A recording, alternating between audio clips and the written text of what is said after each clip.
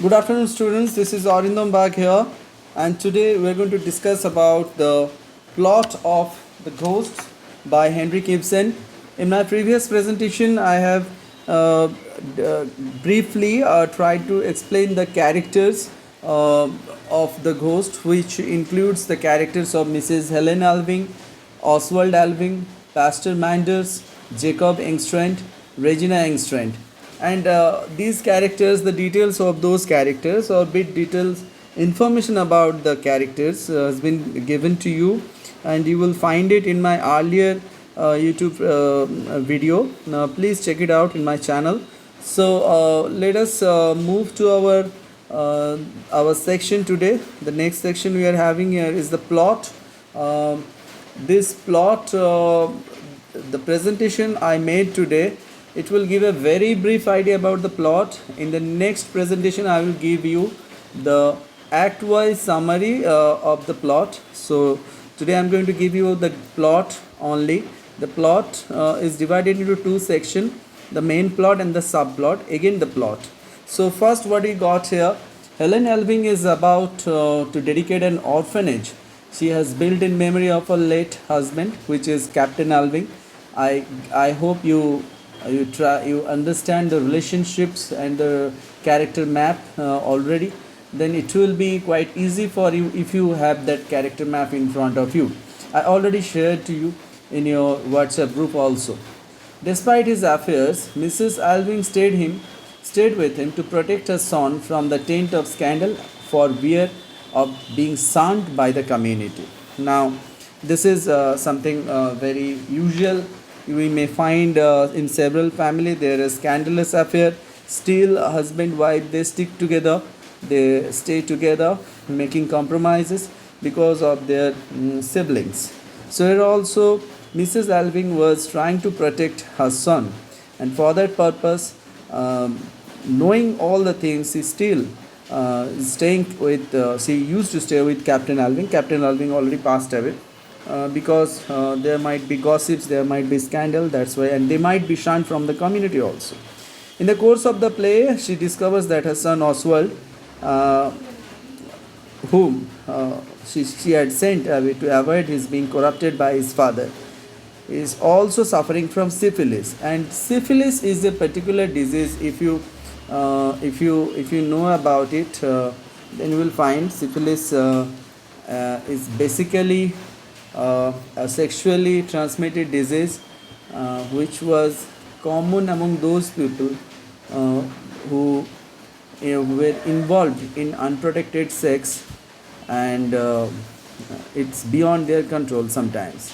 So it suggests syphilis is basically a sexually transmitted infection caused by the bacterium Treponema pallidum subspecies pallidum.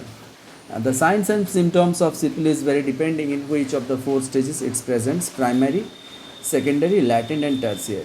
So basically, it is commonly spread through sexual activity. It may also be transmitted from mother to baby during pregnancy, resulting in congenital syphilis. Now, these are the things we have. Now, these are the information about syphilis. So, how the things transmitted is basically it's transmitted from sexual relationship, and later on it becomes deadly for some people, transmitted by sexual contact or during pregnancy. So this is the reason of syphilis, and it is obvious, it is clear that his son is also his son's sexual life is also not under control, that he believes he inherited from his father. The characteristics of Oswald Alving, she is quite familiar about her own husband. Her husband also used to do the same misadventure or adventures in his life. So does the son also. She also discovers that there is also a discovery part over here, that Oswald has fallen in love with her maid Regina Engstrand, who, you know that already from the character map it is also clear to you, Regina Engstrand is actually the daughter of Captain Alving. and who is revealed to be the illegitimate daughter of Captain Alving and is therefore Oswald's half sister. Now, Oswald is having a romantic relationship, or he is somehow attracted towards Regina. So, this is the situation we are having here in the first part of the plot, and we are having a subplot also. Now, subplot involves a carpenter, Jacob Engstrand, who happens to be the official father of Regina Engstrand. He married Regina's mother, Johanna. I think I gave you some details about Johanna in my earlier presentation. And see, he considered Regina as his own daughter, and he was completely unaware at the time of the marriage. His wife, Joanna, was actually pregnant by the child of Captain Alving. So recently he completed his work. He tried to build a orphanage for Mrs. Alving's orphanage. Engstrand announced his ambition to open a hostel for seafarers. A hostel for seafarers is a polished word. It is nothing like that. It's not like the regular hostel. It's basically a prostitute quarter, I must say. He tries to persuade Regina to leave Mrs. Alving and help him run the hostel, but she refuses. So Regina was very proud that she is working with the Alvings. So she was not interested in her father's project. So the night before the orphanage is due to open, Engstrand asked Pastor Manders to hold a prayer meeting there, and unfortunately the orphanage faced a fire situation and it was completely burned down. Earlier, Manders had persuaded Mrs. Alving not to insure the orphanage, as to do so would imply a lack of faith in divine providence.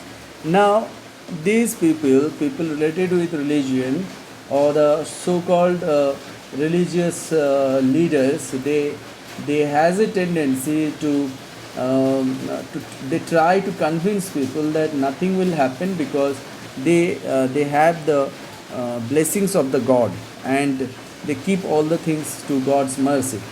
But life is complicated, life is full of accidents. So when something happens like this, we understand that why we need to be careful. We are not supposed to keep all the things on the basis of God and religion. The same thing happens here. Mrs. Alving didn't insure the orphanage, so it was completely destroyed. Engstrand says the blaze was caused by Manders' carelessness. And how did it happen? He put candle over there. He was for the offerings, and from that flame the entire orphanage was destroyed. Now Manders, when he realized his fault, he immediately changed his support towards Engstrand Hostel. Now this is the remaining part of the plot, which is going to be very short here. Regina and Oswald, they realize they are siblings, they are brother and sisters to each other. Regina, realizing this, she departs, and Oswald was very much angry with this. So he was suffering from syphilis, I told you earlier, and it was very painful also. So he made a request to help him avoid the late stages of syphilis, which with a fatal morphine overdose. So back in those days, there was no painkiller or things like that. Morphine was the only remedy. It's not the remedy, rather people used morphine to avoid pain, to suppress pain. So, but it should be carefully administered, otherwise it could be fatal. She agrees. It is known as euthanasia. So she agrees, but only if it becomes necessary. She says, well, I will do that only when she feels that it is necessary. Now the play concludes with Mrs. Alvings having to confront the decision of whether or not to euthanize her son in accordance with his wishes.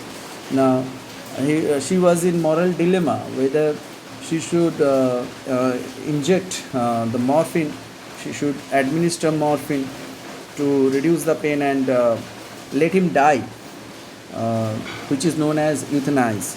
So euthanize her son in accordance with his wishes or not. So the play ends here. Now we need to know about the structure and technique. As in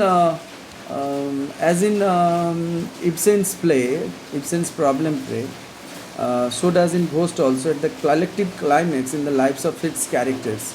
And what is happens, as in most of Ibsen's problem play, Ghost begins at the collective climax in the lives of its characters.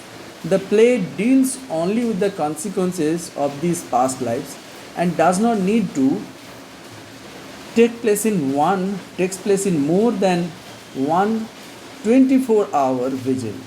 Although the relationships among the characters are closed and lifelong, only the crowding of emotions and events within these three acts forces each one to face the truth about himself and about his society.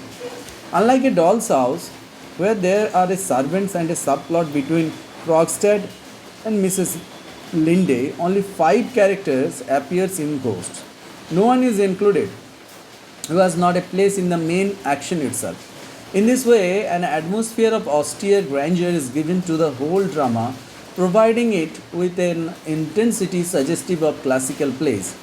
Professor Coate describes the play's father relationship to ancient Greek drama for Greek tragedy, often called the fate or family drama, shows a tragic flaw inherited through the generations. Ghost is also a family tragedy. He writes, but it is also a social drama, the ancient tragedy resurrected on modern soil. The Captain Alvin's character bears this out, the source of the hereditary flaw which destroys his children. His presence pervades each scene of Ghosts, as each living character illuminates the nature of the diseased profligate. He finally stands as clearly and as well drawn to the audiences as if he were constantly active on stage, almost a secondary protagonist, like, apart from Mrs. Alving. Alving undergoes a change of character until he is presented to the spectator as an individual whom society has wronged. Finally, Mrs. Alving recognizes how she destroyed his joy of life. The dead husband is no longer a ghost but a humanized victim of the social conventions. Now we are going to discuss about the symbols which we have here. Ibsen's poetic ability enables him to enrich the prose plays with symbols that have broad as well as narrow meanings, especially elusive in Ibsen's concept of light and darkness. Oswald's last plea for the sun, for instance, sum up his need for the joy of life in himself as well as in his work. He needs sunlight in which to paint, and he needs illumination on the nature of his father. A pall hangs over the entire landscape of the play. If there is no rain at the moment, the scene outside the window is obscured by mist. The weather finally clears when Mrs. Alving faces the truth, but it is too late. Thrust into darkness, Oswald weakly cries out for the sun. His last monosyllabic plea has a twofold significance. Not only symbolizing the light of truth, it might stand for the morphine powders which would dispel the lingering darkness that enshrouds Oswald's diseased mind. The fire also, it has a symbol. Fire that destroys the orphanage is another symbol of truth. Fire is like, truth is like fire. It always destroys whatever is untrue or false. So, purifying the institution of deceit, which was itself a deceit, because Captain Alving was not a very righteous man. So, he was presented as a righteous man. In memory of Captain Alving, the orphanage was there, but he was not a very righteous person. The flames allow Engstrand to receive support for his planned Alving home. With characteristic irony also, Ibsen implies that there is no deceit in raising a brothel to the memory of the late Captain Alving. So these are the symbols we are having here. The last thing we need to know about is the title. It is obviously that the title itself to be analyzed the most. It is also the most pervasive symbol, of course, is that of ghosts. The ghost itself, the title itself is itself a symbol. The ghosts are own ideals and principles of law and order so misapplied that they have no actual significance. All the untested maxims and abstract dogma that Manders maintains are ghosts. All the sources of personal cowardice in Mrs. Alving are ghosts. Ghosts are also the lies about the past perpetrated to the present which will haunt the future. Finally, ghosts are the actual and symbolic diseases of heredity which destroy the joy of life in the younger, freer generation. So, that's how the title is itself significant. I hope uh, I make the points clear to you. Thank you for watching this video. Please wait for my next video that will be uploaded tomorrow, and in that video I will give you the act-wise summary of the play The Ghost. Thank you again.